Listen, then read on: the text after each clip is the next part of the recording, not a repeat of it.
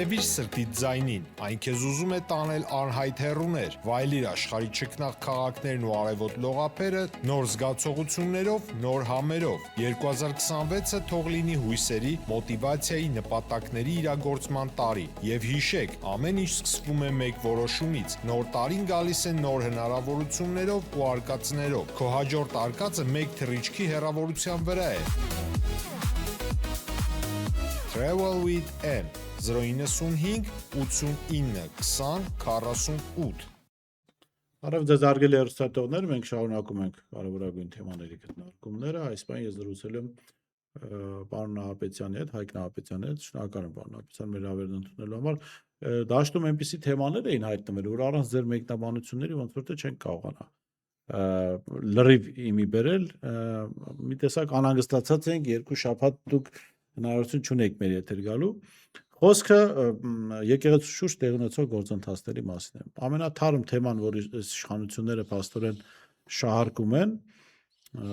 Եզրած սրբազանին վերագրվող այդ թղթի հրապարակումներ։ Ես չեմ ասում փաստաթուղթ, որտեղ այդտեղ փաստաթուղթ չկար։ Եվ միանգամից ծաղրու ծանակի ենթարկվեցին, որտեղ նախ ԱԱԾ-ի անունից էին հրապարակել, ոչ թե ԱԱԾ-ն էր հրապարակել, այլ Նիկոլ Փաշինյանի ընտանեկան լրատվամիջոցի սևագիրը, CVKM-ը, կուսակցական լրատվամիջոց։ դրա համար ասում սևագիր էլի։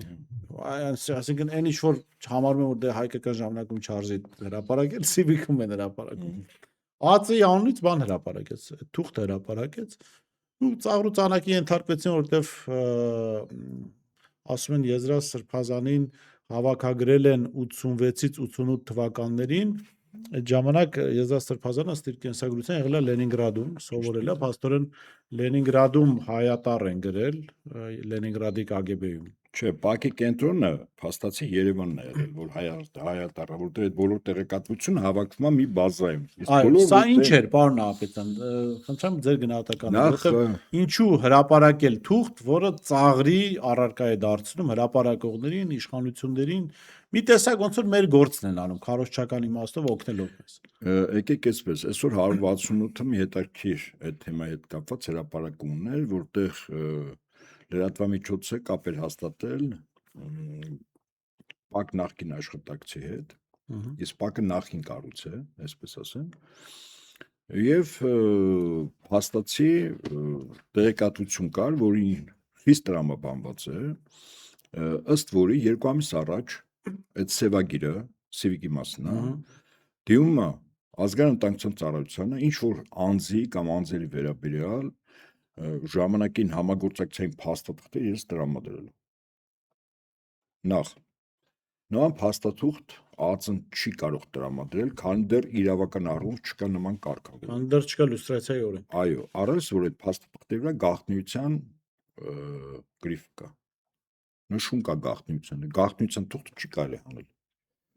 Սա առաջին։ Ինչպես ասում են, ԱԱԾ-ն այդ դիմումը ուղարկել էր նատրի բուկվը, շատ հեռու եւ խիստ ձևով։ Սա արձանագրենք որպես իրողություն։ Օգտվելով արդից ես ասում եմ բոլոր լրատվամիջոցների ղեկավարները թող գրավոր դիմեն ԱԱԾ-ին, ասեն դուք տրամադրել եք այնինչ հրապարակվել է։ Թող իրենք պաշտոնապես հերքեն, վստահաբար հերքելու են։ Ուրեմն այդ հրապարակումը ուներ հետապնդում էր մի քանի նպատակ։ Առաջին թիրախավորել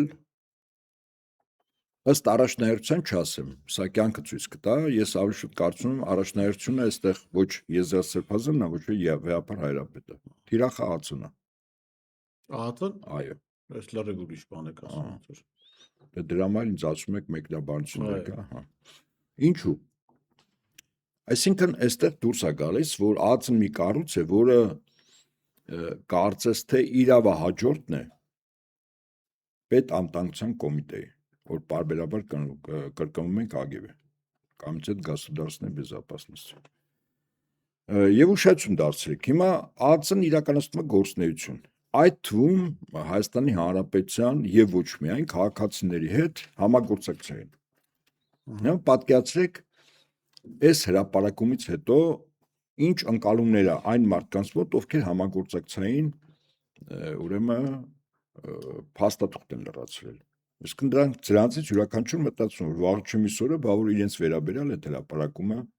դուրս եկավ։ Ընդ որում օրինակ եթե Արարատ Միրզոյանը վերաբերյալ դուրս եկավ, ես հրապարակավ ասեմ շատ խիստ եմ քննադատել,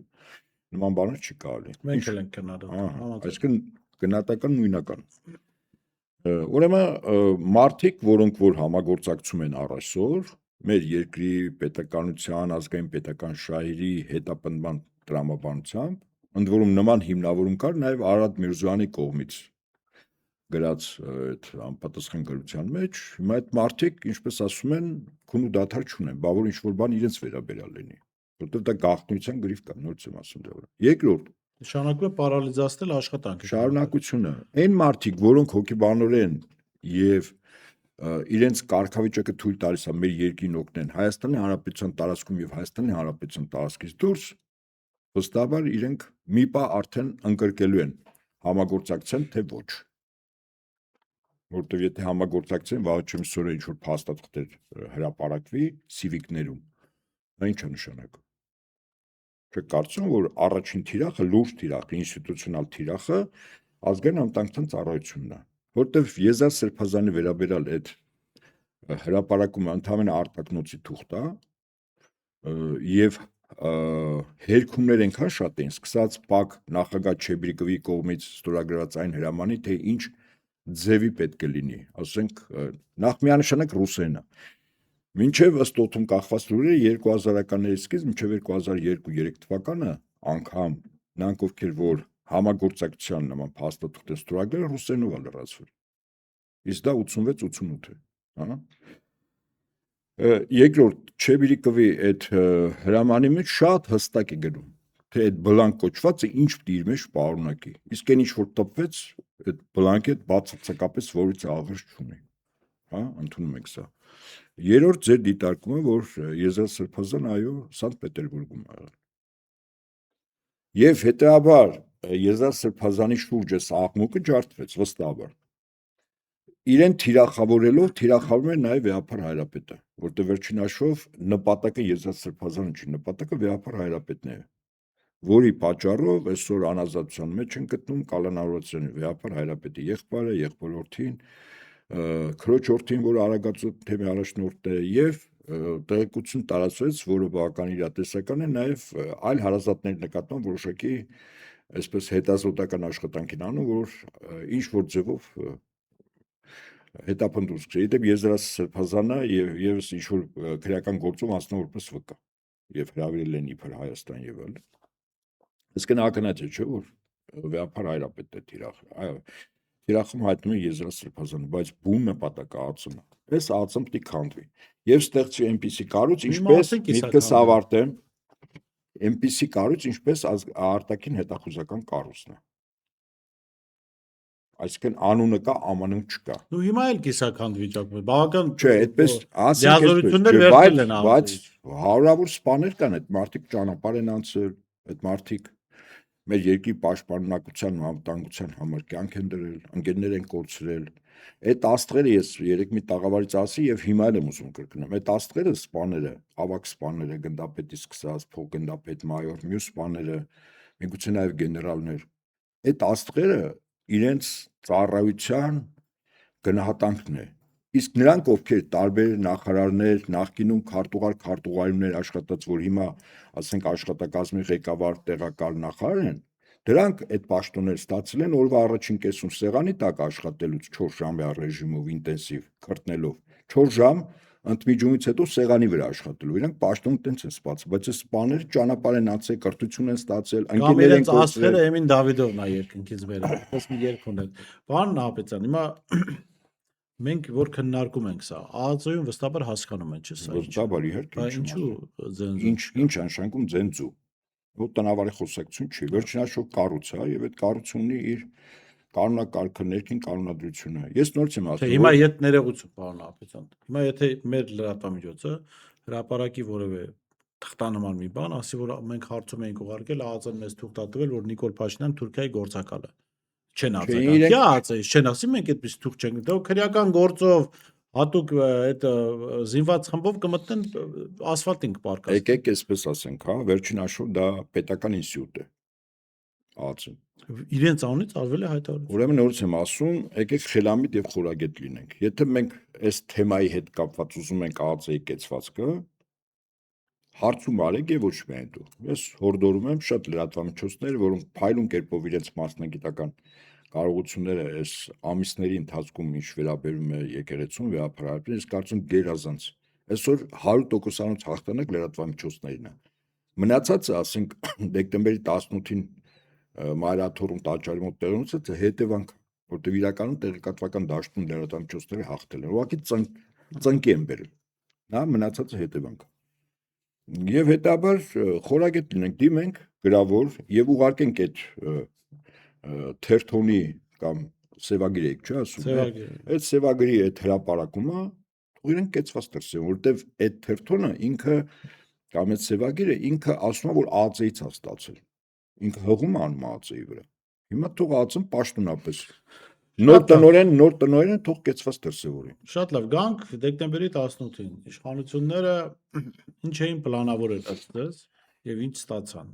Իմ տպավորությամբ իրենք փորձում էին այդ օրը օկուպացնել եկեղեցին, այդ այսպես կոչված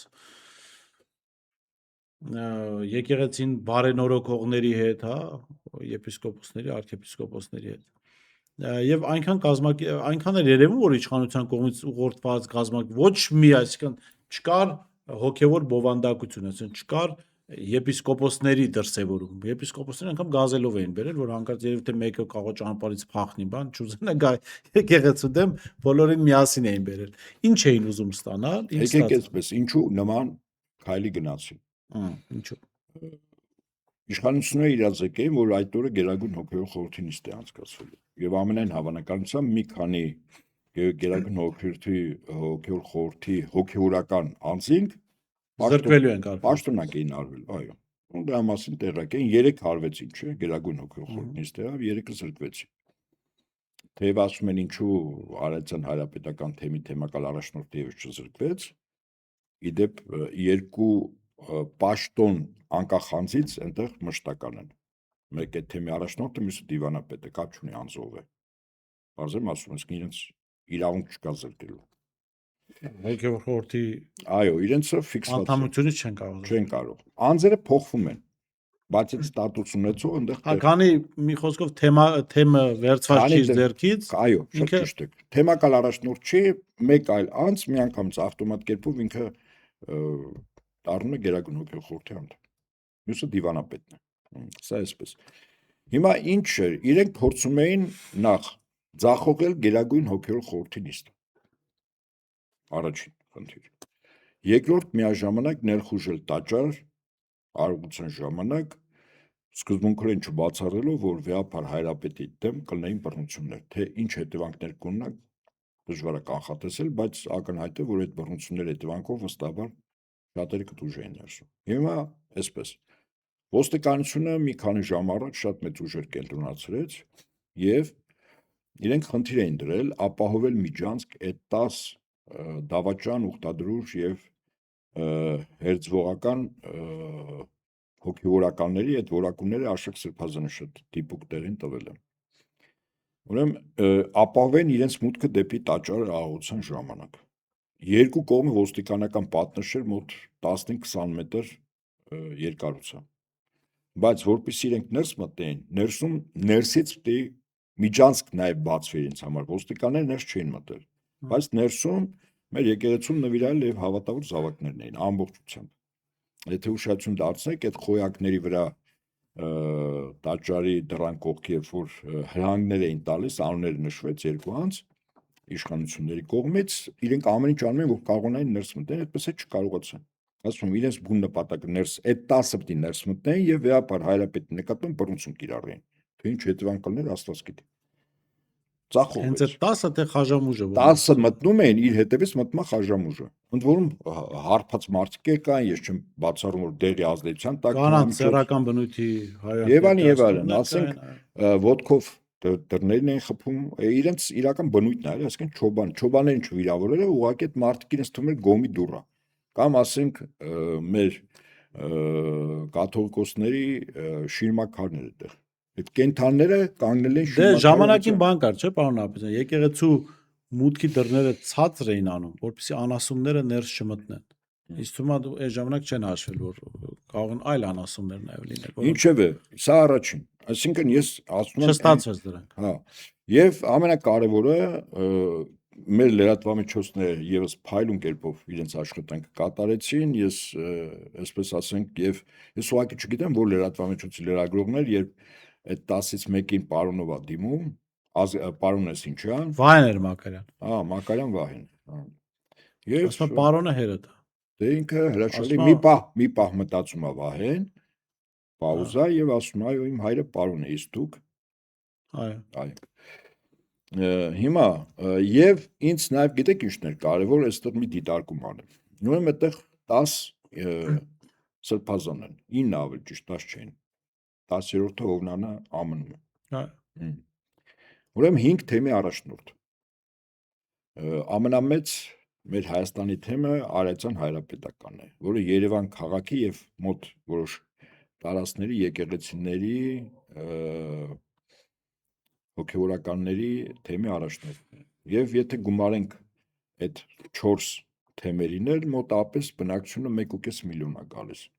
Դուք պատկերացնում եք 1.5 միլիոնանոց թեմերի առաջնորդների կողքը կանգնած են մի քանի տասնյակ մարդ։ Ասենք հոգևորականները, որոնք մոտ 100 են, այդ 5 թեմերինը ամուսնացել կանաներ մասնա 2-3 հոգի են եկել, ցուցիչը 1.5 միլիոն բնակչությունից ցուցիչ էր, որ մի քանի տասնյակ մարդ էին, որտեղ այդտեղ նաև վարչական ռեսուրսեր, պետական Այնտեղ հատկությունների միայն 100-ից ավելի ԱԱՑ-ի եւ Ես ոստիկանական դեռ աշխատակցության ես դեռ- տեխնապայի դերում։ Ես ուժայինների մասին չեմ ասում, ես ասում եմ այդ թեմակալ առաջնորդները իրենց համայնքի ժողովուրդը, մի քանի տասնյակ մարդեր են։ Դուք հասկանում եք 1.5 միլիոն ժողովրդից մի քանի տասնյակ։ Այդ մարդիկ ավելի լավ է իրենք հաջորդ օրը իրենց պաշտոնն կանեին։ Ոնց կարող է Երևան քաղաքը մոտ 1 միլիոն բնակչությամբ թեմակալ առաջնորդը գնա իր կողքը կանգնի մի ամուսնացած քահանա եւ մի ասենք 10-15 հոգի մարդ։ Այնը կարող է ծանոթ հարևան բարեկամ ԽՑԲ տարբերակով ոչ թե կոնկրետ եկեղեցու համայնք։ Ցուցիչ է, չէ՞ սա։ Այդտեղ են նաև Փոխարենը բանտում գտնվող Միքայել Սրբազանի ենթակայությամբ գործող որևէ հոգևորական չմիացավ։ ցուցիչ է, Սա չէ։ ցուցիչ է։ Այսինքն մենք գնահատում ենք հետեւյալը, այս 10-ը Փաշինյանի հետ իրականությունից կտրված են, մեր հայկական իրականությունից։ Մեր ժողովուրդը ոչ Փաշինյանն է ընդունում, ոչ այդ 10-ին է ընդունում, ոչ իրենց գործողությունները, սա փաստ է։ Փաշինյանը մնում է մեկ գործիք կիրառել ինչ-ինչ նպատակների համար։ Ոստիկանություն ԱԱՑ։ Դա համար ես դիմում եմ ոստիկանության եւ ԱԱՑ-ի այն սպաներին, որոնք նորից եմ ասում, ոչ սեղանի տակ, ոչ սեղանի վրա են այդ աստղերը աշխատել եւ պատիվ, արժանապատվություն, հայրենիք, եկեղեցի, հավատ, ընտանիք իրենց համար դատարկ հնչյուններ չեն։ Առաջին պատնեշը այս այլանդակությունների իդեպ առնողը դուք եք։ Հետո նոր լրատվամիջոցները, հետո հոգևորականները, հետո եկեղեցու նվիրալ եւ հավատավոր զավակները 4 պաշտպանի շերտ կա։ Առաջին իրենք են իդեպ։ Վստահաբար եմ ասում, եթե իրենց գործն անում են, թե իրենց- ակնկալում եք որ կանեն։ Ես չգիտեմ, կարող է անում են, կարող է եւ ուզում եմ ակնկալում եմ, բայց ես ուղղակի ասում եմ, որտեղ այն սպաները, որի համար սպայի պատիվը դատարկ հնչյուն չի եւ այդ աստղերը իրենց ջանքի, առողջության, նվիրումի, զրկանքների կորուստի գնով են ձեռք բերել, ընկերներ կորցնելով եւ այլն, հարազատներ, ես գիտեմ էլի, որոշ մարդկանց։ Հետաբար այդ մարդիկ ինչ որ ձևով պետք է վիժեցնեն ու ձախողեն այս ամեն ինչը։ Իսկ նրանք ովքեր մասնակից են, եթե իրենց թվում է, որ Փաշինյանի ճողոպրելու ժամանակ ինքնաթիռում իրանց համար եւ իրանց ընտանիքի անդամները տեղ կլինի, խիստ սխալվում են։ Այնպես մի արեք, որ ժողովրդի մեջ կուտակված է զայրույթը պարփվի նաեւ ձեր վրա։ Պարոն Ապետյան, ուզում եմ գամ մի թեմայի, որի վերաբերյալ կարծում եմ այդտեղ դուք հստակ ասելիք ունեք։ Դե բնական է, չէ՞, որ այդ սորոսական արևմուտքից ֆինանսավորող շրջանակները միանգամից կպտում են Նիկոլ Փաշինյանի օրակարգերին եւ այս հակաեկեղեցական օրակարգում էլ կան։ Եզրած Սրբազանի մասին այդ հորինված թուղթը, որ հրապարակվեց, գործին կպավ նաեւ սորոսական Դանիել Իոնիսյանը, միանգամից հաստատեց, որ դա օրիգինալ թուղթ է, որ Եզրած Սրբազանը KGB-ի Ինքը առաջին բաժնի պետն է, Դե հիմա ԱԱՑ-ի հիմա հարցեր եմ ուզում տալ ձեզ դրա մասին։ Ասում է մի մարդ, որը տեսեք ինչ է արել, երբ նախորդ իշխանությունների ժամանակ ԱԱՑ պետ նշանակվեց Գյորգի Կուտոյանը, ինքը շատ մի ջերմ հոդված էր գրել Նիկոլ Փաշինյանի հայկական ժամանակում Կուտոյանի նշանակման վերաբերյալ այ նման ակնկալիքով, հա, ասում եմ, որ ինքը հույս ունի, որ Կուտոյանը ԱԾ-ում կնվազեցնի կոռուպցիան, կնվազեցնի ՌԴ ազդեցությունը, դրա վրա էլ կվերացնի գոնե այն սովետական ավանդույթները, որոնք վնասում էին ոչ միայն պետության, այլ նաև իշխանության։ Հետո երջանկայի շատ Կուտոյանի մավան օրը գրում է ինքնասպանության օրը, պաշտոնական վարկածով ինքնասպանության օրը։ Ասում է Կուտոյանը օլիգարխ չէր, ոչ կերակրատաշտից լափող, չուներ անձնական թշնամիներ, համեստ կյանքով էր ապրում, բայց Գևորգը շատ բան գիտեր Սերժ Սարգսյանի մասին։ Հիմա եթե իր տրամաբանությամբ ելնենք, ենթադրաբար կարող ենք ենթադրել, որ ինքը երևի Հայաստանի ԱԱԾ գործակալ եղել, որովհետև որտեղից գիտեր Կուտոյանը անձնական թշնամիներ ունի թե ոչ, կամ Կուտոյանը Սերժ Սարգսյանի մասին ինչ գիտի թե չգիտի, հա։ Եկեք լուրջ այդպես չնայենք, հիմա խոսքը ասել է, բայց ես կարծում եմ, որ այդ անձը ավելի լավ է իրավիճակը իր հոտառությամբ երկրում եւ աշխարհում տեղունելով ճիշտ գնահատի եւ Փաշինյանից առաջ ճողոպրի։ Գիտեք ինչու։ Ինչու։ Որտեվ եթե ուշացավ եւ չհասրեց, վստահաբար այն քրեական գործը, որ իր նկատմամբ հարուցել էր սեռական ոտոծկության։ Ինչ սեռական ոտոծկություն։ Դե Այն հայտի պատմությունը։ այո։ Այդ գործը, որը փակվել, այդպես ասենք, իսկ սովաբար բարդ չի գնահատել, թե ինչպես են նման գործերը փակում։ Որտեվ եթե պատկերացրեք այդ գործը ընթացք տվել եւ շարունակություն ստանալ, ինքը հայտնվում էր ուղիղ աշխատանքային գաղութում ամենատխուր վայրերում։ Այդ արարքի համար ամենածանր ժամանակներ իր կյանքի կապրեր եւ դեռ հարց է այդտեղից դուրս կգար թե չէ այդ արարքի որակման համար։ Հիմա երբ որ այդ գործը փակվել է, ակնհայտ է, որ սա որոշակի պարտավորություններ է վերցրել։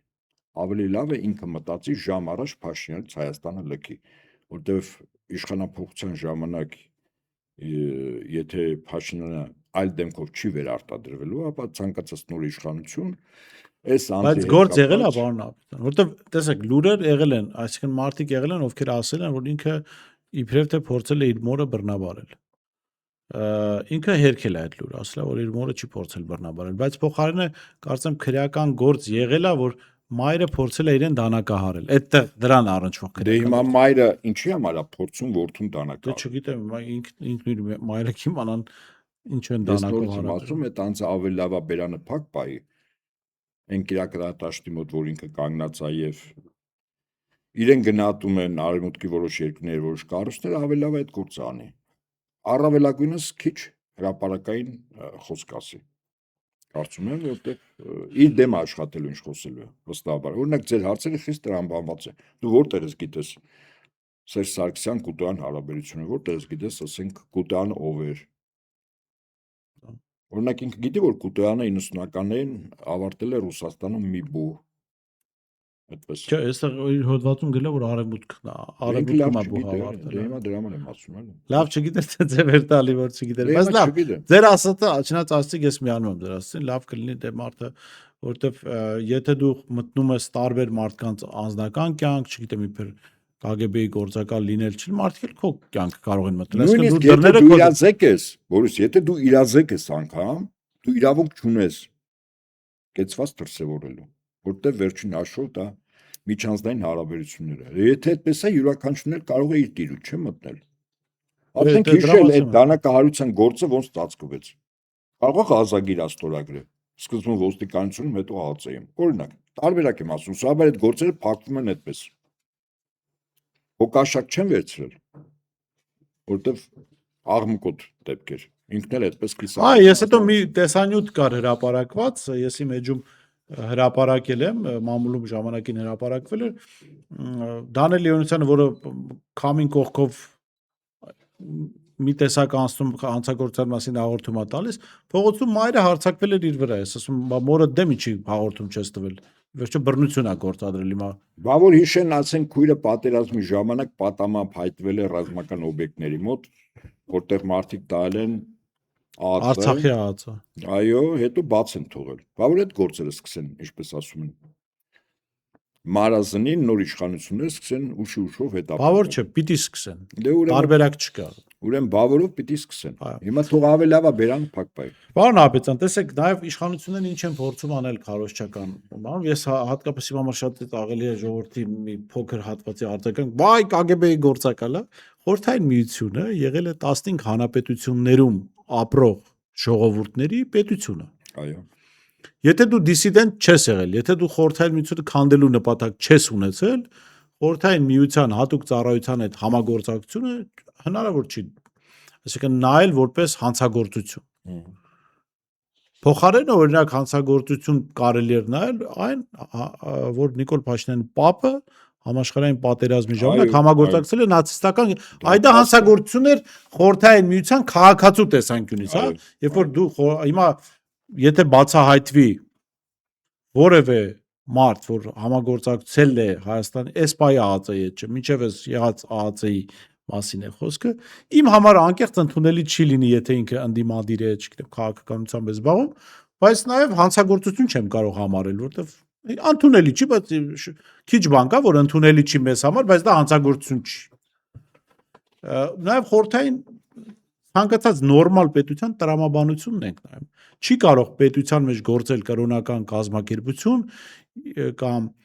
մի քանի միլիոն հավատավոր ժողովուրդ ունեցող եկեղեցի, այս դեպքում հայ առաքելական Սուրբ եկեղեցին եւ այդ եկեղեցու կառավարիչները կապ չունենան,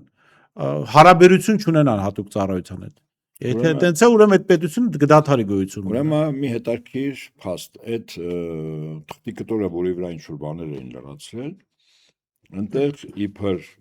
այդ աշխատանքի կատարողի ազգանունն էր նշած, այդ ազգանունը մարդ իրոք եղել է, համապատասխան վարչության բաժնի պատասխանատու եղել, որը իդեպ այդ կառույցը պայքարել է աղանդավորների դեմ, հաշարնը, որ աղանդավորները հիմնականում դրսի հատուկ ծառայությունների ազդեցության գործակալներ կամ գործակալներ, վստահաբար այն ժամանակ այդպես էր, պատական մաս չէր այդտեղում, էլի։ Այսինքն փաստացի այդ բաժինը զբաղվել է նաև ուղղակի թե անուղղակի մեր եկեղեցու պաշտպանությամբ, որտեղ աղանդավորների դեմ պայքարը ուղղակի թե անուղղակի նաև մեր եկեղեցուն է, չէ՞, պաշտպանում։ Հոգևորությամբ զբաղվող անձանց չեզոքացնելը ուժեղացնում է մեր եկեղեցին, հա։ Այսինքն իհարկե, այսինքն դե որից արտարոց բան չկա։ Գիտեք, զավեշտը որտեղ է, բա որ բարձր որ ասենք իշխանապահությունից հետո մեկ էլ 2018 ասենք 26 թվականների օրենք ընդունվի լյուստրացիա արվի։ Օրինակ Արամեծյան որ կառույցների հետ, որ հատուկ ծառայությունների հետ կոնկրետ Փաշինյան Նիկոլի իշխանության տարիներին, ովքեր են համագործակցել, ոնց են հավաքագրվել եւ այլն։ Ես զարմանում եմ, ասենք, այս մարդկանց համար այդ պաշտոնները, կարգավիճակները առ ոչինչ են։ Կարդաց այդ Ռուբեն Ռուբինյան գրել էր։ 2 օր անցել է, ուր ինչ պատասխան կա։ Հələ մա շուտ եզրասրբազան բան պատասխան տու բան չգիտեմ։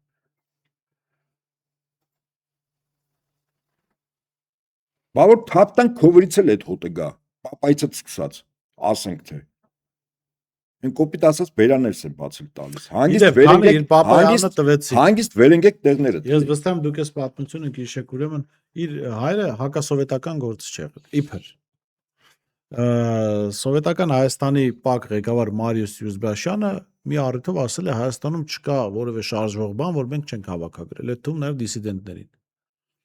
Սա էլ հետաքրիր է, եթե փորփրենք աղա հոր մասով մի բան գտնի, հետաքրիր կլինի թե չէ։ Ձեր լրությունը շատ հետաքրիր էր, պարոն Նաբի։ Ես իմ ասեցի։ Դուք չեք լսել Մարուս Յուզբաշյանի այդ խոսքը, վստահաբար։ Անգամ լսեցի, բայց դե շատ բնական է այդ հակապետական ցանկացած շարժում կամ բնում ոչնչացում էր կամ կառավարության տիրույթ էր բերվում։ Այլ բան չկար, երրորդը չկար։ Այդ պետությունը դրա համար երկար ժամանակ աշխարհում բոլոր պետությունների կողմից երևացող հարձակումների ժամանակ կարողացավ դիմագրավել։ Պատերազմ հաղթեց աշխարհին, մեծ հաշվով իր դեմ աշխարհն էր պատերազմում։ Եթե այդ կառույցները չլինեին, եթե այդ նվիրալները չլինեին, եթե այդ խորագիտությունը չլիներ, վստահաբար այդ հաղթանակը չէր լինի, չէ՞ վերջին հաշվով։ Ամբողջ Եվրոպայի Միացյալ Նահանգների դեմ է պատերազմել։ Նրանց կողքին էլ, ասենք, Լատինական Ամերիկա, Աֆրիկա, այդ բոլորը օգնել են, չէ՞։ Պատերազմից հետո հաշված տարիների ընթացքում այդ ավերը կարողացան վերացնել։ Հասկանում եք, այսինքն մի հզոր պետություն, հա, պիտակ են կպցել KGB, հա։ Հարգելիս, հիմա եթե մենք ավելի խորքերը նայենք, ասենք այդ կառույցի գործնեության շատ դրվագներ արտաքին թշնամիների այլ երկրների հատուկ ծառայությունների ոչ բարեկամ երկրների ինչ գործողություններ են արել, հա, ինչպես են վարվել։ Օրինակ ասենք մի տրվյալ օրինակ եմ բերում։ Ես չեմ կարծում որ Հայաստանում լինի մեկ մարդ, որ գետ մեկ այդ ու նաև իրենցից, որ ասի Գևորգ Վարդանյանը եւ իր տիկինը շատ վատ անձնավորություններ են եւ պիտի դատվեն։ Որոնք ապահովել են Թեհրանի հանդիպման։ Այդ մարդիկ այդ կառույցի անդամ են, չի եղել։ Այդ KGB կոչվածի, եթե չգիտեն ասեմ, ոչ լեգալ են աշխատել։ Դա առաջին գլխավոր վարչությունն էր։ Իրենք ՊԱԿ-ի առաջին գլխավոր վարչության աշխատակից են եղել։ Հիմա մեկը կա, որ իրենց մասին վատ խոսք ասի։ Սկսած Արմեն Սարգսյանից, Հայաստանի նախկին նախագահից։ Արմեն Սարգսյանը ասաց, որ իրենց աշակերտն ա եղել։ Ես ու պատական չեմ ասում։ Գիտեմ, չէ։ որ պատական բաներ չեք Չկա, չէ։ Չէ, վերջերս բան էին արել, բան։ Չէ, օրինակ հիմա նույն տրամաբանությամբ օրինակ հիմա խիչ են հրապարակում, որ Գևորգ Վարդանյանը եւ Գոհար Վարդանյանը եղել են ՊԱԿ-ի առաջին գլխավոր վարչության սպաներ։ Չէ, վերջերս երջանկայի շտակ Կարեն Դեմիրճյանի արձանն էին կանգնեցրել։ Ասենք մենք պատկերացնում ենք, որ Կարեն Դեմիրճյանը չէր կարող ՊԱԿ-ի հետ չհամագործակցել։ Բա եթե այդ ՊԱԿ-ից այդքան փախնում եք, Բայց ինչի՞ մարդու արձանը կանգնացրել։ Կամ այդ ժամանակ ասենք երկիրը եղել իր կառույցն ա ունեցել, իր կառույցը կատարել է երկրի քաղաքական Նաև մի բան կա, բաց, չէ, ես սա ինչու եմ Կարեն Սերոպիչի անուն տալիս։ Կարեն Դեմիրճյանը վստահաբար առաջին քարտուղար դառնալուց հետո չի ՊԱԿ-ի հետ հարաբերություններ ունեցել։ Մարդիկ ովքեր ՊԱԿ-ի հետ հարաբերություններ չունեին, առաջին քարտուղար չէին դառնում։ Վստահաբար Մարիուս Յուզբաշյանի մասին, որը եզրակի անձ է, իդեպ ասեմ, որ խորհրդային միությունում ընդունված կարգ էր։ Հանրապետություններում միշտ ՊԱԿ-ի նախագահի տեղակալը պետք է Մոսկվայից նշանակված լինի, կապ չունի ազգությունը, բայց այնտեղից նշանակված լինի։ Ու ասում են ռուս, ուկրաինացի, էական չի։ Բայց Մարիուս Յուզբաշյանի հեղինակությունը այնքան բարձր է եղել, որ Հայաստանը Մոսկվայից մարդ չի նշանակվել։ Պատկերացնում եք, չէ՞, իր պրոֆեսիոնալիզմի եւ գնահատման։ Հիմա հարց այդ մարդու հասցեն ինչու նման բաներ չեն հրապարակում, ասեն ՊԱԿ-ի նախագահ եղել, հələ տես, այ։ Ով մի հատ այնց հավաքագրող մարդ չէ եղել, այդ բոլոր հավաքագրողների շեֆն ա եղել, բոսն ա եղել։ Չէ՞, չեն անում, չէ՞։ Այսինքն ստեղ երևում է, չէ, որ ստեղ կոնկրետ արտերևույթ անձին են թիրախանում, իբր եզրասրբազան տես չի, կամ մի փոքր ավելի վեր բարձրանանք, վեհապար հայրապետ չէ, այդպես չի։ Թիրախը ՊԱԿ-ն է։ Նու պակասելով մեր այսօր ազգային անվտանգության ծառայություն քանդելու են այդ ծառայությունը, առանց են քանդել են, վստահաբար եմ ասում, մի հատ ամորֆ վիճակ են բերում։ Գիտեք ինչ, այսինքն պետության չգոյությունը ինչպես է լինում։ Երկու ճանապարհ կա։ Երբ որ կա պետություն, հետո չի լինում։ Ես նկատի ունեմ իրավական առումով։ Օրինակ, պետության բարձրագույն մարմինը, օրինակ խորհրդային միության ժամանակ դա ժողովրդական падգամավորների համագումարն էր, բարձրագույն մարմինը։ Այդ բարձրագույն մարմինը օրինակ որոշում չի կայացել խորհրդային միության չգոյության համար։ Եթե կայացներ, ուրեմն այդ պետությունը միանգամից լուծարվում էր։ Բարձր ասում բարձրագույն մարմնի որոշում։ Կա երկրորդ ճանապարհը։ Պետությունը ինքը պետական ինստիտուտներ են, հաստատություններ, նախարարություններ, կառավարության առընթեր մարմիններ եւ այլն։ Մեկ էլ կարող է հրաման լինի, որ այդ մարմինները այլևս գոյություն չունենան, եւ խորհրդային միությունը այդպես է ոչնչացել։ Թղթի վրա խորհրդային միությունը կար, բայց վերացվեց խորհրդային միության բոլոր այն վերպետական կառույցները, որոնք կառավարում էին կենտրոնացված 15 հանրապետությունների ներքին եւ արտաքին կյանքը։ Պետանվտանգության կոմիտե, բանակ, դատախազություն, դատարաններ, պետպլան, որը տնտեսության պլանավորում եւ կառավարող մարմին է։ Այդ բոլորը մինչեւ 91 թիվ, մինչեւ Բելավեժյան հայտնի այսպես ասած այդ երեք հանրապետությունների նախագահների ստորագրություն, դա էական ոչ մի բան չի նշանակի։ Գորբաչովի ժամանակ լուծարվել են վերպետական բոլոր կառույցները։ Այսինքն պետության չգոյությունը, երբ որ վերջում ինստիտուտների ոչնչացում է, չէ՞, ես երկու ճանապարհ ասի։ Մեկ բարձրագույն մարմնի որոշում, եթե այդ չկա, պետություն կարող է ոչնչացնել պետական ինստիտուտները ոչնչացնել։ Հիմա ես ասում եմ, բանակ աշճանաբար տանում են դրան։ Ես ԱԱԾ-ն են տանում դրան։ Ինչ նշանակում ԱԱԾ-ից հանել գլխավոր վարչություն կամ դեպարտամենտներ, որոնց աշխատանքի էֆեկտիվությունը պայմանավորված է մյուս դեպարտամենտների կամ գլխավոր վարչությունների հետ խիստ համագործակցված աշխատանքով։ Շարունակում կախվածության մեջ գցել, թուլացնել այդ կառույցը։ Չէ, այսինքն կառույցը թուլացնել, չէ, աշճանաբար։ Արտաքին հետախույզությունը հանել են դուրս, պետական պահպանության ծառայությունը հանել են դուրս եւ այդպես շարունակ։ Այնտեղ քնչական կոնտենտ կարծեմ հանել։ Քնչական գործառույթ էլ չունի արդեն։ Հասկանում եք, չէ՞։ Այսինքն ինստիտուտը անունը մնում է դրան վրա, ԱԱԾ, բայց մեջի այն կառույցները, որը ձևական եւ պատական այդ կառույցները չեն ստեղծվել եւ իրար հետ փոխ լրացնող աշխատանքով։ Երբ որ Որում ԱԱԾ-ից չհանեցին, բայց գաղտնարացման հնարավորություն տվեցին նաեւ ոստիկանությանը։ Ես կարծում եմ իրենք ԱԱԾ-ից մի կառույց են սարքում, քաղաքական ոստիկանություն ու վերջ։ Մի վարչություն կա սանրական տերորիզմի դեմ պայքարի եւ սանրական կարգի պահպանության։ ԱԱԾ-ից այդ մեկն են թողելու, որն է դրա քաղաքական ոստիկանություն, ոչ ավել ոչ բան։ Ոչ հակահետախույզություն, ոչ հետախույզություն, ոչ ասենք քնչական մարմիններ, ոչ պետական պահպանության ծառայություն չեն լինելու։ ԱԱԾ-ն սրանք սարքում են քաղաքական ոստիկանություն, կա ոստիկանություն, որը իրավական դաշտում աշխատում եւ քաղաքական գործիչների, կուսակցությունների հետապնդում, գաղթալսում, ձերբակալում, վնասել եւ այլն, Տական է ԱԱԾ-ը։ ԱԱԾ-ի այդ մի վարչությունը։ Մնացած ընդհանրապես ձևա։ Բարձ եմ ասում, չէ՞։ Ինչու է այս օպերացիայի Հիմա էլ է դրան նվիրված։ Ուրեմն դե յուրե դեռ ոչ։ Աշճանաբար տանում են դե յուրե վիճակի։ Այո, բայց դե յուրե հիմա կբերեն այդպես այդ մի վարչություն կթողեն, կողքից ինչ-որ բաներ կստեղծեն, կասեն էս ԱԱԾ, ու ԱԱԾ-ն էլ չի, հարգելիս։ Այդպես։ Շատ լավ, դեկտեմբերի 28 ասում են նաև ամփոփելով մեր զրույցը, ասում են նոր հարձակում են պլանավորում, որին կմասնակցի նաև Նիկոլ Փաշինյան։ Ինչ պետք է անի եկեղեցու շուրջ համախմբված հավատավոր ժողովուրդը, պիտի էլի հավաքվեն կամ ավելի շատ պիտի հավաքվեն, ինչի պիտի պատրաստ լինեն, որովհետև սրանք մեր եթերներից մեկի ժամանակ խոսել ենք դրա մասին եւ նաեւ իրենց ուղերձներից է հասկանալի իշխանության, որ իրենց համար դեկտեմբերի 31-ի վեհափառ հայրապետի չլինելը, Գարեգին բեի վեհափառ հայրապետ չլինելը շատ կարևոր սիմվոլիկ նշանակություն ունի։ Ինչ պետք է անել, որ այդ սիմվոլիզմը տապալվի եւ ինչ կտա այդ տապալումը։ Եթե իրապես պատասխանները իմանայի, թե ինչ պետք է անել, որ ցախողի, վստահաբար ոչ միայն այս եթերից եւ ընդհանրապես ես չի խոսել այդ մասին։ Խոսեմ, որ իմանամ, օրինակ, եթե պատկերացնենք, ես գիտեմ պատասխանները, իսկ ինչու խոսեմ եթերից։